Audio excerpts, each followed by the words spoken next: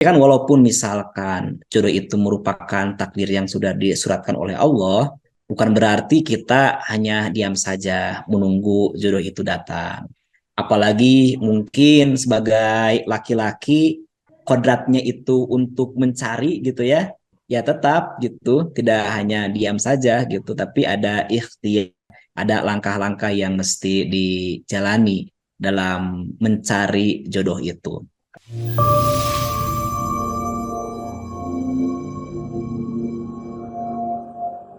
Lah, Pringgeseur nama. Yes. Tapi karena ini bahasa Indonesia aja jalannya. Nuhun. Walaupun kita ini apa sama orang Dada kadang sering keceplosan. Tapi karena mungkin apa audiens kita ini Nasional. gitu. Jadi saya bahasa Sunda. Oke, Berarti Sunda. kalau keceplosan bahasa Bismillahirrahmanirrahim. Sunda berarti tugas Ya, editor, tah. ya diterjemahkan ya. Diterjemahkan ya. Oke. Oke, Bismillahirrahmanirrahim. Assalamualaikum warahmatullahi wabarakatuh, sahabat ruang sujud yang dirahmati Allah Subhanahu wa taala. Ketemu lagi dengan saya Robi Karman, host di Ruang Sujud, kanal YouTube Ruang Sujud, dan alhamdulillah kita sekarang sama Kang Afrizal Fahmi Ali. Beliau adalah salah satu ustadz atau guru di Pondok Pesantren Putri Aisyah Boarding School Bandung.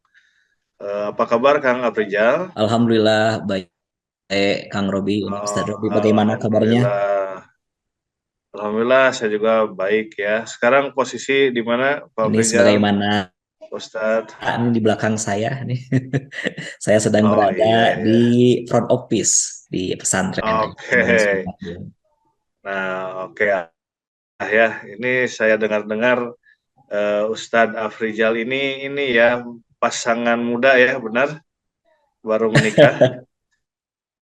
Ya, alhamdulillah kalau masih bisa Alhamdulillah. disebut pasangan muda lah secara usia pernikahan mungkin ya baru mau 3 tahun gitu.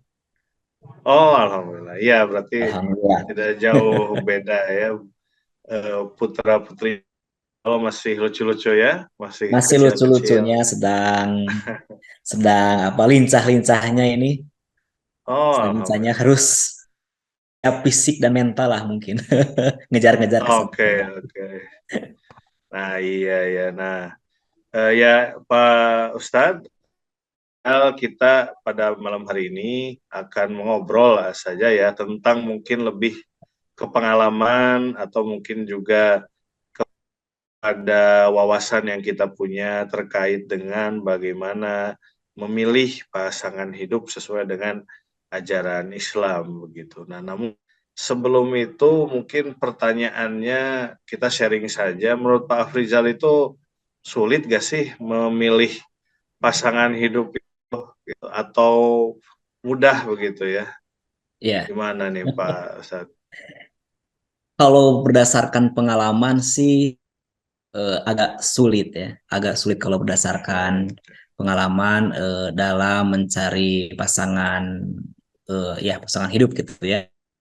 Kan Oke. bagaimanapun untuk mencari pasangan hidup itu kan orientasinya tidak setahun 2 tahun mungkin gitu ya, tapi memang kan untuk orientasinya itu untuk selamanya, mungkin sampai akhir hayat.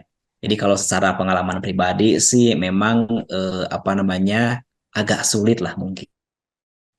Yang diinginkan Betul, ternyata betul, agak betul. sulit untuk didapatkan. Yang tidak diinginkan mungkin gitu ya datang silih ganti. Jadi mungkin ya kalau secara pengalaman Iya, pribadi iya, ya, iya. Kang Robi ya, kalau secara pengalaman pribadi itu Iya, ya iya, iya. agak-agak Betul, betul, agak sulit betul. gitu. Tapi mungkin kalau untuk Aduh. bagi sebagian yang lain sih mungkin sepertinya tidak sulit-sulit amat gitu kan ya. Ya kalau ukurannya Iya, iya, iya. misalkan misalkan ukurannya sulit itu sehingga agak telat nikahnya mungkin gitu ya.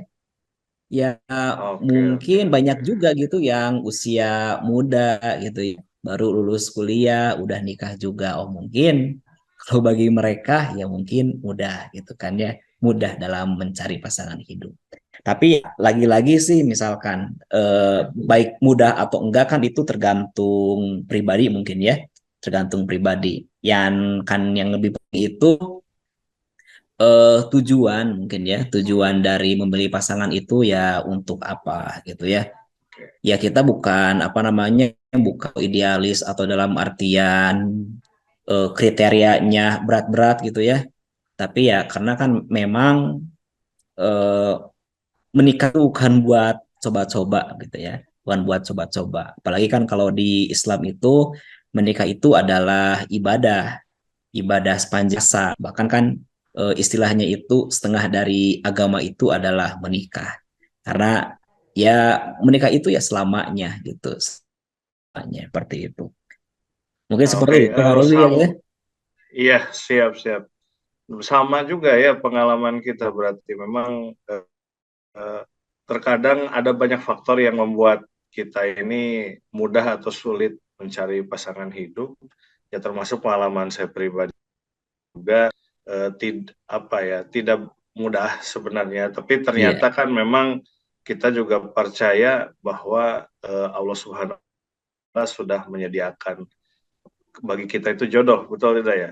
iya Tujuh betul. pasangan. Nanti di akhirnya akan kita ikhtiar maksimal, kemudian tawakal, Betul, insya Allah ada jalannya betul, begitu. betul, betul. Nah, kalau begitu, kalaupun memang sulit gitu, tapi kan eh, yang saya tahu nih, Islam itu juga ajarkan kita untuk memilih pasangan hidup itu berdasarkan kriteria-kriteria tertentu. Nah, kira-kira apa saja yang Pak Afrizal tahu tentang kriteria-kriteria memilih pasangan hidup? Kemudian di antara banyak kriteria itu yang menurut Pak Ustadz Afrizal paling penting itu yang mana? Ya, sekali lagi sih kalau untuk menikah itu salah satunya itu jodoh itu sudah menjadi takdir gitu ya. Jadi salah satu Oke. yang dituliskan, yang ditetapkan oleh Allah itu selain kematian, umur dan lain-lainnya itu ternyata yang ditetapkan oleh Allah itu adalah takdirnya kita itu jodoh lah istilahnya itu. Tapi kan walaupun misalkan jodoh itu merupakan takdir yang sudah disuratkan oleh Allah, bukan berarti kita hanya diam saja menunggu jodoh itu datang. Apalagi mungkin sebagai laki-laki yang kodratnya itu untuk mencari gitu ya, Hmm. ya tetap gitu, tidak hanya diam saja gitu, tapi ada ikhtiar, ada langkah-langkah yang mesti dijalani dalam mencari jodoh itu. Apalagi sekali lagi di Islam itu jodoh dalam rangka rumah tangga itu ibadah. Tentu ini merupakan apa namanya hal yang besar gitu ya. Perjalanannya panjang, liku-likunya panjang. Tentu yang pertama yang sebelum masuk kriteria menurutku yang mesti kita tanamkan di awal sebelum mencari jodoh lah mungkin seperti itu. Yang pertama adalah tentang pernikahan dulu kalau menurut saya. Karena bagaimana kita untuk mencari jodoh gitu ya, untuk tujuan hidup kita. Sedangkan tujuan menikahnya pun atau fikih tentang menikah atau pengetahuan ilmu tentang menikah belum dipahami atau dipelajari seperti itu. Makanya yang pertama sih menurut saya sebelum kita mempelajari atau mengetahui tentang kriteria-kriteria, Hmm. mending kita apa namanya itu ke diri sendiri dulu. Kita sudah ilmunya tentang pernikahan itu sudah menggali atau belum? Sudah tahu atau belum? Tujuan menikah itu seperti apa? Nanti menikah itu godaannya bagaimana gitu seperti itu. Karena kan menikah itu kalau berdasarkan surat ayat 21, A'udzubillahi minasyaitonirrajim, wa min ayatihi an khalaqalakum min anfusikum azwajan. litaskulaiha wa ja'ala bainakum mawaddatan wa rahmatan inna fi dzalika laayatin liqaumi yatafakkarun. Jadi wa min ayatihi, dari satu tanda-tanda kekuasaan Allah itu Allah menciptakan dari kamu sekalian itu azwajan, berpasangan-pasangan. Litas kunu, agar merantram ilaiha, dengan pasangan tersebut, waja'ala bainakum, dan dijadikan di antara kalian itu mawaddah warohmah, seperti itu. Jadi kan ayat ini kan wa min ayatihi, dari salah satu tanda kekuasaan Allah itu adalah Allah menciptakan pasangan-pasangan seperti itu. Nah, biasanya ketika di wa min ayatihi, tanda-tanda kekuasaan Allah itu berarti tujuannya itu nanti untuk mengagungkan Allah, untuk lebih mengenal Allah, untuk kepada Allah, sehingga dorongan untuk ibadah kepada Allahnya pun semakin besar. Nah, makanya tujuan yang pertama yang kita pahami dan kita yakini dalam menikah itu adalah bahwa kita itu menikah adalah untuk ibadah, bahwa kita menikah itu untuk lebih dekat kepada Allah, bahwa kita menikah itu untuk mengenal Allah, lebih dekat seperti itu kepada Allah Subhanahu wa taala. Sehingga ketika kita ini bahwa menikah itu adalah untuk ibadah kepada Allah Subhanahu wa taala, bahkan di selanjutnya itu menikah itu untuk litas kunu gitu kan ya, untuk merasa tentram, kemudian untuk mawaddah dan warohmah ya. Kalau kata sakinah, mawaddah, warohmah kan itu udah menjadi doa yang biasa kita sampaikan kepada pasangan-pasangan yang menikah itu, semoga rumah tangganya sakinah, mawadah, dan roh gitu ya. Itu udah Disingkat, menjadi doa disingkat, paket lengkap. disingkat jadi Samara. samawa ya, samara. Iya. Ada yang samara, ada yang samawa gitu. Sayang sekali ya, hal seperti itu rasa-rasanya belum masuk ke dalam kurikulum pendidikan kita. Belum, Mm-mm. ya kalau di sekolah sih mungkin masih jauh lah ya, tapi mungkin bisa sebenarnya di masyarakat atau di apa namanya, perguruan tinggi misalnya. Dan yang saya tahu juga sudah ada sih upaya misalnya sebelum menikah itu diberi pembekalan dulu gitu ya. Nah, gitu. Betul, betul. Ada, tapi ya mungkin itu agak telat gak ya.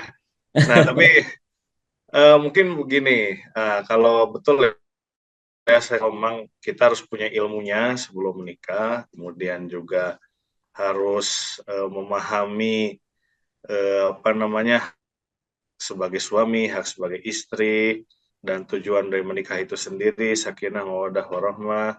Nah, kemudian yang selanjutnya, nah kalau ini kan klasik sekali gitu, menurut Pak Ustadz Afriza, misalnya, apakah menikah itu harus satu kufu, apakah itu sebuah kewajiban atau sesuatu yang sifatnya anjuran. Misalnya orang kaya itu ya idealnya jodohnya juga orang kaya misal, atau yang baik agamanya idealnya juga jodohnya yang baik, atau seperti apa nih Iya, menurut Pak Ustaz? betul. Kalau untuk sekufu gitu ya, Iya. kalau untuk sekufu bagi saya sepertinya itu penting dan tidak penting juga. Pentingnya itu kan sebagai apa namanya, salah satunya preven gitu ya. Oh, betul. Kalau dengan yang sekufu kan mungkin kita tidak terlalu banyak hal yang mesti diadaptasi gitu kan. Tapi kalau yang dengan tidak sekufu kan mungkin nanti prosesnya adaptasinya itu ya mungkin lebih berat saja. Jadi kalau bagi saya sih sepupu ya Kang Rob ya penting Oh, dan tidak penting juga sebetulnya mah. Yang pentingnya itu kata saya lebih kepada proses adaptasinya lebih lancar lagi. Karena kan bagaimanapun eh, misalkan gitu ya, kalau kita tidak berbicara tentang hukum pacaran gitu ya, tidak bicara hukum pacaran. Misalkan gitu ya, orang yang pacaran misalkan bertahun-tahun, 10 tahun bahkan lebih, tentu menikah ya ada aja gitu. Ada aja hal-hal yang baru yang ditemukan. Sehingga tentu tahun-tahun awal itu apa namanya biasanya kalau cerita-cerita dan pengalaman biasanya tahun-tahun awal itu tahun-tahun yang beratnya itu karena adaptasi untuk menyamakan gitu kan ya, adaptasi untuk memahami, adaptasi untuk memaklumi, adaptasi untuk berdamai dengan pasangan, berdamai dengan diri sendiri seperti itu. Yaitu misalkan dengan pasangan mungkin kita merasa kufu dan cocok gitu. Apalagi misalkan kalau yang dibilang tidak sekufu gitu ya, mungkin lebih banyak lagi apa namanya hal-hal yang mesti diadaptasikan. Walaupun ya saya kira tidak sekupu dalam artian beda beda apa namanya itu beda latar belakang sosial, beda pendidikan, atau beda apa namanya itu beda hal dalam pemahaman agama dan lain-lainnya. Ya sebetulnya itu kan semuanya bisa damai kalau proses dalam adaptasinya itu selesai. Proses dalam adaptasinya itu lancar itu. Misalkan menikah dengan yang tidak kurang paham agama misalkan gitu ya. Ya mungkin yang lebih dalam untuk menyamakan pengetahuan gitu ya dalam bersyariat atau misalkan dengan yang latar belakang beda ya mungkin proses apa namanya itu memahaminya, proses berdamai dengan kebiasaan pasangan dan lain kan mungkin agak lebih berat.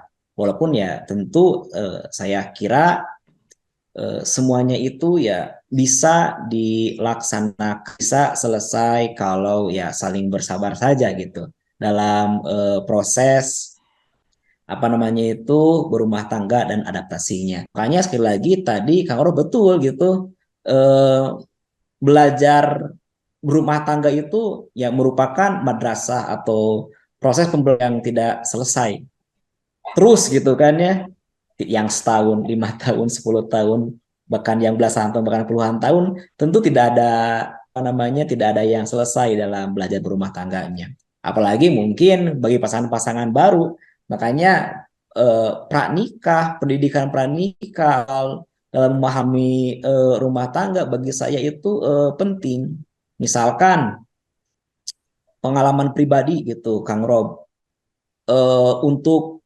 pencegahan preventif lah gitu ya ketika apa namanya itu mempelajari kira-kira fase-fase permasalahan yang timbul gitu ya fase-fase yang permasalahan yang timbul dalam berumah tangga itu apa saja tahun pertama bagaimana tahun ketiga biasanya muncul-muncul seperti apa di pasangan kita seperti apa wah ternyata lumayan gitu Iya, ya serem-serem lah kalau itu mah. Tapi ya bagaimanapun yang saya rasakan ketika saya mengetahui itu, membaca itu, dan ketika muncul permasalahan itu di rumah tangga, misalnya tidak menjadi ruas lah gitu ya, tidak menjadi, kaget.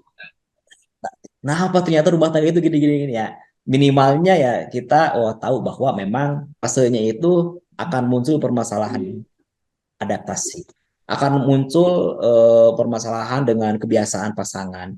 Akan muncul misalkan tahun sekian permasalahan dengan finansial. Ketika punya anak misalkan, akan muncul permasalahan dalam hal mendidik anak dan lain-lainnya. Itu yang pasti gitu ya, pasti akan muncul dalam rumah tangga. Makanya ya dipelajari itu dan diikhtiar mempelajari bagaimana cara-cara apa namanya itu dalam menjalankan menyelesaikan permasalahan-permasalahan yang mungkin timbul dalam rumah tangga di kemudian harinya. Ya, Ya, seperti itulah oke Kang ya. Rob gitu ya. Intinya Makanya perlu setiap pilihan itu punya konsekuensi dan kita harus siap dengan ya konsekuensi itu. Kalau kita siap sih nggak masalah ya jalani, tapi tidak siap lebih baik cari yang lebih aman mungkin begitu ya.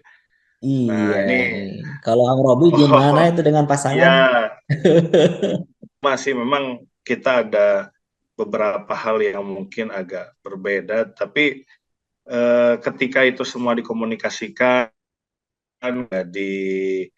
dijalani, dua-duanya punya itikat baik, ternyata bisa juga tidak ada masalah pada akhirnya. Betul-betul. Bisa saling melengkapi. Mungkin terakhir ya, karena kita sudah mau setengah jam ini. Jadi kita kembali ke topik utama, Ya, gimana kemudian ajaran Islam itu memilih, mengajarkan kita cara-cara atau kriteria memilih pasangan. Begitu.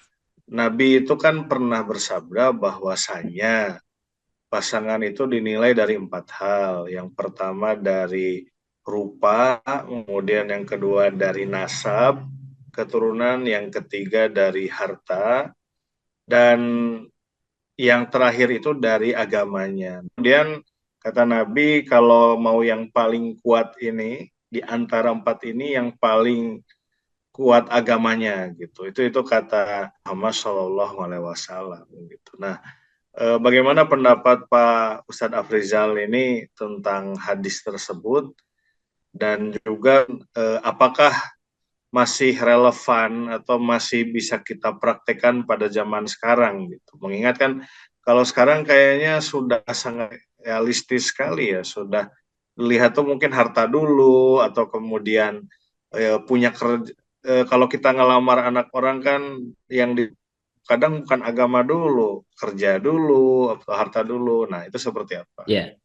Kalau menurut saya ya, hadis dari Nabi Muhammad SAW dan itu sahih, ada di Kutubus Sittah, di Imam Al-Bukhari ada, di Muslim ada, dan lain. Jadi memang apa namanya itu, karena Nabi Muhammad SAW tunkahul mar'atu li arba'in lima liha, jadi wanita atau perempuan 4 hal.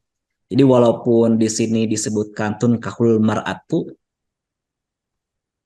ya apa namanya, alasan menikahi perempuan. Jadi walaupun sini yang disebutkan perempuan, ya sebetulnya ya sama aja gitu kan ya. Laki-laki menikahi perempuan karena beberapa hal alasan, dan perempuan pun memilih laki-laki karena beberapa alasan. Ya mungkin di sini karena biasanya yang dominan dalam mencari itu ya. Kalau perempuan ya menunggu gitu ya, sama-sama memilih lah, laki-laki memilih untuk yang diikhtiari, perempuan memilih eh, li arba'in karena 4 alasan, lima liha karena hartanya, wali hasabiha karena keturunannya, liha karena rupawannya, wali diniha dan karena agamanya.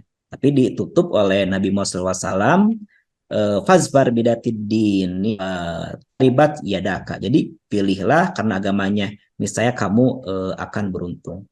Nah, saya pun mengutip Kang Robi ya, eh, di sini itu walaupun disebutkan hartanya dulu, kemudian nasabnya, kemudian rupawannya, kemudian dan ketika diakhiri dengan pilihlah agama karena itu yang akan membuat kalian beruntung, ini menunjukkan bahwa itu bukan tartib gitu kan, tahapan-tahapan dalam memilih pasangan seperti itu. Jadi memang yang diprioritaskan itu adalah yang agamanya. Yang satu, dua, tiga itu yang umum, seseorang gitu ya eh, memilih pasangan mungkin ya, oh tertarik karena mungkin dilihat, oh dia cantik, itu manusiawi. Oh perempuan melihat laki-lakinya itu apa namanya itu kaya raya atau mapan lah mungkin gitu ya, oh menjadi tertarik karena apa namanya, perempuan bahkan akan ikut laki-laki gitu kan ya. Kemudian keturunannya mungkin ya, karena tidak menutup kemungkinan juga apa namanya seorang untuk menjaga keturunan itu, sehingga apa namanya itu mencari keturunan yang baik lagi, ya itu juga ada alasan-alasan tertentu. Tapi tetap semuanya itu dia dengan utamakan agamanya. Makanya ketika apa namanya itu Ibnu Hajar dalam syarahnya Fathul Bari gitu ya, ketika merinci satu-satu, ketika misalkan lijamaliha tapi kalau agamanya jelek tetap lihat agamanya. Kemudian nasabnya misalkan baik tapi agamanya kurang, ya nasabnya. Tapi kalau nasabnya kurang baik tapi agamanya bagus, ya tentu agamanya. Jadi selalu diakhiri yang penting adalah agamanya, agamanya, agamanya. Kenapa? Karena Kata Nabi ya tadi, maka pilihlah karena agamanya, niscaya kamu akan beruntung seperti itu. Ya kalau namanya Jamal mungkin ya ada saatnya akan keriput gitu ya. Yang namanya har mungkin ada naik tuh, kadang ada, kadang enggak. Kemudian ya nasab belum tentu juga gitu ya. Nasabnya baik misalkan gitu ya punten. Tapi apa namanya itu pribadi yang ada di nasab tersebut belum tentu baik. Tapi mungkin ada pribadi yang baik mungkin di nasab yang kurang baik itu. Jadi saya setuju Kang Robi dengan hadis ini gitu bahwa apa namanya itu yang penting mencari pasangan itu adalah agamanya. Karena mencari agamanya maka mesti diawali juga kata saya tadi apa namanya itu menguatkan diri, meyakini bahwa mencari pasangan itu benar-benar untuk ibadah kepada Allah Subhanahu wa taala. Allah kalau udah niatnya ibadah kepada Allah Subhanahu wa taala, saya yakin gitu Allah akan mempertemukan kita dengan jodoh yang paling pas gitu ya, paling pas dengan kita seperti itu. Itu ya mungkin pendapat saya berkenaan dengan dalam apa namanya itu memilih pasangan seperti itu. Oke, baik. Terima kasih ya Pak Ustadz Afrizal Fahmi telah sharing dengan kita pada kesempatan kali ini dengan tema hidup ya dalam ajaran Islam. Dan insya Allah bahwa setelah seri hari ini masih punya beberapa seri lagi, masih tentang keluarga sakinah, masih tentang keluarga Islami. Nah, ini hanya baru satu seri saja ya. Ini memilih pasangan. Nanti kita akan memasuki seri selanjutnya, ada tentang pernikahan, ada tentang mungkin perceraian, bahkan mungkin perselingkuhan dan sebagainya. Itu mudah-mudahan bisa kita bahas di seri-seri selanjutnya. Baik sahabat Ruang Sujud, terima kasih atas perhatiannya dan kita bertemu lagi di kesempatan berikutnya. Assalamualaikum warahmatullahi wabarakatuh.